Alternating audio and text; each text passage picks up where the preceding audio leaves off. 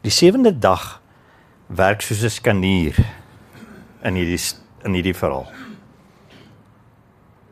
Tussen die twee skepingsperspektiewe. En dit maak ons bewus dat die mens onder God se rus ontstaan. Hulle word onder God se rus geplaas. Onder sy volmaaktheid moet hulle funksioneer.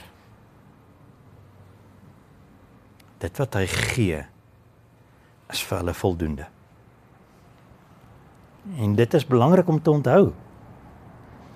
Hy is in beheer. En hy weet wanneer om te stop. Wanneer iets reg en goed is, hy weet dit. En hy gee dit nou aan die mens in hierdie tweede perspektief wat ons vanoggend